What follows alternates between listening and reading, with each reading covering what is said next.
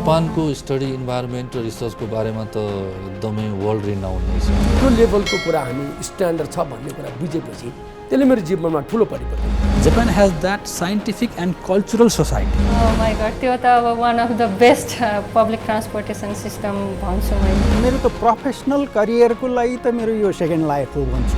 यो चाहिँ मेरो टर्निङ पोइन्ट हो। I have totally changed in my mindset those values what I could learn from Japan.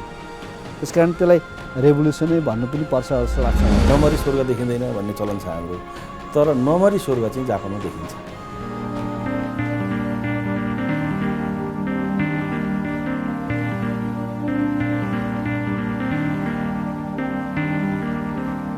नमस्कार, मेरो नाम सुमन दाहाल हो। जापानमा चाहिँ मैले युनिभर्सिटी अफ टोकियोमा पढेँ। युनिभर्सिटी अफ टोकियो भनेको वर्ल्डको एकदमै रिनाउन्ड युनिभर्सिटी हो र एसियाको नम्बर 1 युनिभर्सिटी मानिन्छ त्यसलाई। र त्यो युनिभर्सिटीभित्र मैले पब्लिक पोलिसी सार्वजनिक नीति विषयमा मास्टर्स गर्ने मौका पाएँ। म पनि अमेरिका जानलाई टफल दिएर अमेरिकन युनिभर्सिटीहरूमा पनि मैले एडमिसन पाएको अवस्था पनि थियो, तर संयोगले मैले गभर्मेन्ट स्कलरसिप पाएँ जापानमा। मलाई चाहिएको पर्याप्त पुस्तकहरू मैले पाएँ, मलाई बस्न खानलाई पुग्ने पर्याप्त स्कलरसिप जापानिज गभर्मेन्टले दिएको थियो र म कहीँ काम गर्न कहिले जानु परेन र त्यसपछि आउने जाने टिकटसम्म पनि दिएको थियो।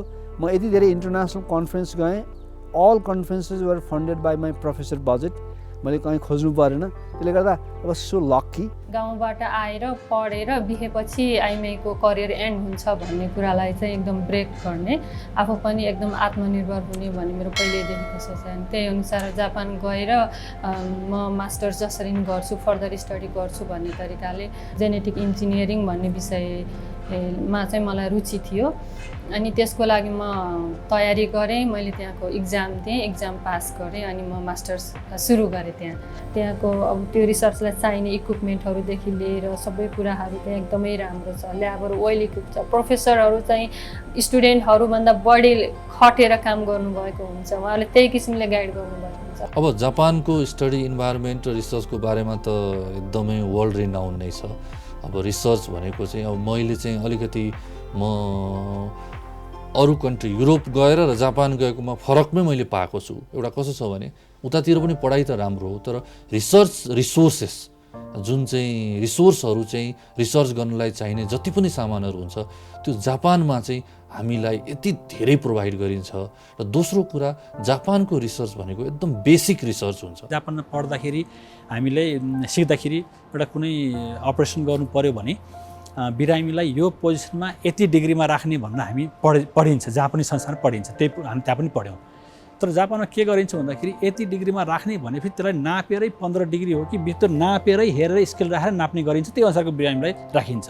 जबकि यसो हेर्दाखेरि त अलिक मोटामोटी रूपमा एप्रोक्सिमेटली यसरी राखौँ त भन्दा पनि हुन्थ्यो होला, तर उनीहरू यतिसम्म चाहिँ साइन्स र यो टेक्नोलोजीलाई मान्छन् कि त्यहाँ 0.1 पनि फरक नपरोस् भनेर उसले स्केल राखेर नापेर यदि 20 डिग्री हो भने 20 डिग्रीमै नापेर गर्छन्। म अचम्मै माने फेरि पनि। भनेको मतलब त्यहाँको अध्ययन र काम गर्ने तरिका कस्तो छ भने साइन्स र टेक्नोलोजीमा पूर्ण रूपमा डुबेर त्यसलाई पूर्ण रूपमा त्यसको आधार मानेर त्यसमा उभिएर काम गर्ने त्यहाँको चलन छ। नेपालमा चाहिँ मैले देखेको एजुकेसन सिस्टममा स्पुन फिडिङ बढी छ क्या। स्पुन फिडिङ भन्नाले चाहिँ प्रोफेसर अथवा सरले चाहिँ घोटाएर पढाउने प्लस यो विद्यार्थीलाई एक्सप्लोर गर्नलाई चान्स भन्दा पनि पहिले नै रेडिमेड एन्सरहरू उपलब्ध भएको जस्तो फिल हुन्थ्यो। तर मलाई सुरुमा युनिभर्सिटी टोकियो जाँदाखेरि चाहिँ कस्तो फिल भएको थियो भन्दाखेरि सुरुमा जस्तो एडप्ट हुन त समय लाग्छ नि, सुरुमा चाहिँ प्रोफेसरले यहाँ त के पढाउँदैन रहेछ भन्ने फिल भएको थियो।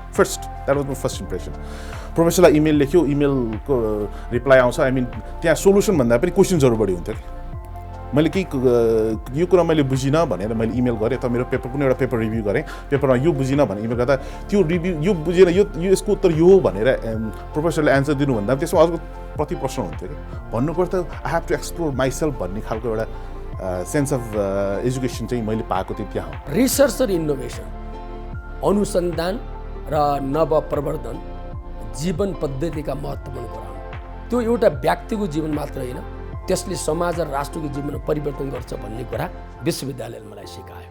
त्यसैले जीवनमा तपाईँले कुनै पनि वस्तुलाई सुपरफिसियल हेर्नुभयो भने त्यसको मजा आउँदैन भन्ने कुरा मैले टोकियो युनिभर्सिटी बुझेँ।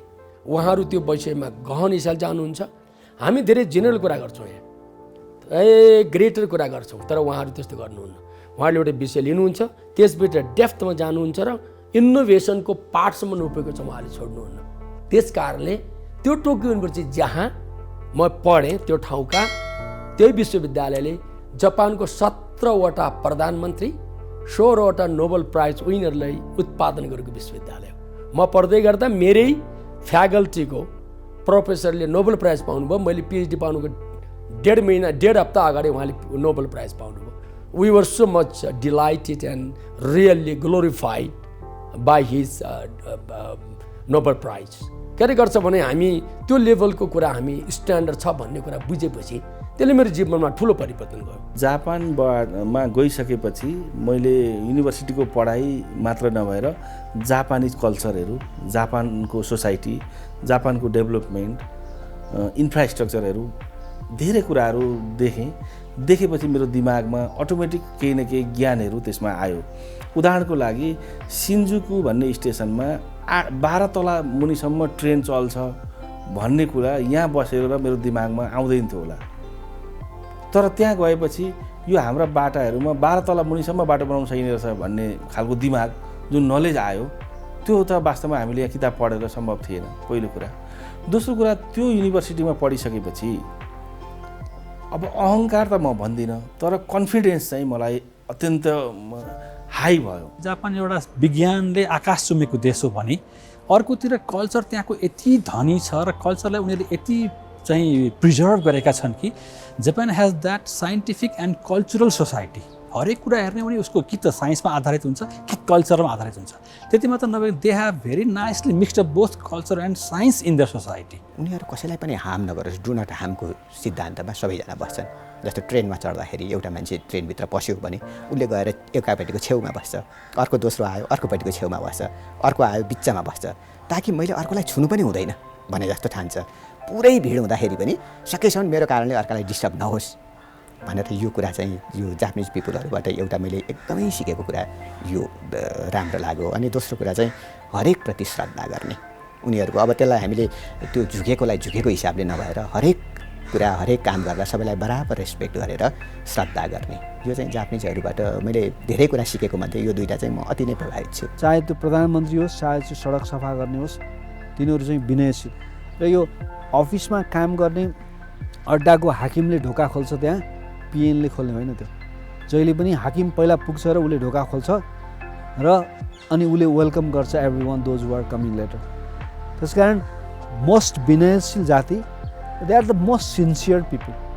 जापानमा तपाईँले सामान हराएको तपाईँले नपाउने सम्भावना 99% हुँदैन। मेरो आफ्नो अनुभव बताउँदा मेरो आइफोन 4 चोटि हरायो जापानमा, तर 4 चोटि मैले घरमा आएर फिर्ता पाएँ। त मलाई लाग्छ कुनै पनि अरू देशमा त्यो हुँदैन होला। त मसँग त्यो प्रत्यक्ष भनेपछि सेफ्टी, सेक्युरिटी र मान्छेले नैतिकता भन्नुहोस्, त्यो कुरामा त जापानिजहरूको चाहिँ अरू जोडा छैन जस्तो लाग्छ। नमरी स्वर्ग देखिँदैन भन्ने चलन छ हाम्रो, तर नमरी स्वर्ग चाहिँ जापानमा देखिन्छ। जस्तो म युरोप गएँ, मैले टोयलेटमा जानलाई पैसा तिर्नु पऱ्यो। म फ्रान्स गएँ, बेलायत गएँ, पैसा तिर्नु पऱ्यो, पैसा तिरेर मात्रै टोयलेट जान पाउने। अमेरिका गएँ, त्यो स्टारबक्सको कफीको चिट लगेर टच गराएपछि मात्रै त्यो टोयलेटको ऊ खुल्दो रहेछ, ढोका खुल्दो रहेछ अमेरिकामा, त्यो बोस्टनमा। जापानमा हजुरले हेर्नु भने गल्ली गल्लीमा तपाईँको अल्ट्रा मोडर्न टोयलेटहरू त्यहाँ राखिदिएको छ। मैले भन्न खोजेको सरसफाइमा जापान नम्बर 1 छ, त्यो कल्चर जापानमा छ। यो अरूको विषयमा जुन चासो चियो चर्चो कुरा काट्ने नेपालमा चलन छ नि, त्यो चलन चाहिँ जापानबाट फर्केपछि मैले छोडेँ सर। मैले अर्काको विषयमा कुरा हुन थालेपछि म चुप लागिहाल्छु, यो अहिले यो मेरो टपिक होइन भन्ने। एउटा मात्रै यो क्याम्पेन चाहिँ हामीले सुरु गर्ने हो नेपालमा भने नेपाल सुध्रिनलाई केही टाइमै लाग्दैन सर। अब मेरो त प्रोफेसनल करियरको लागि त मेरो यो सेकेन्ड लाइफ हो भन्छु। त्यो मैले एक्जाजरेसन गरेको हुँदैन भने मेरो चाहिँ सेकेन्ड लाइफ नै हो प्रोफेसनल्ली भन्दा। मेरो एउटा ड्रास्टिक चेन्ज भनेको टाइम हो।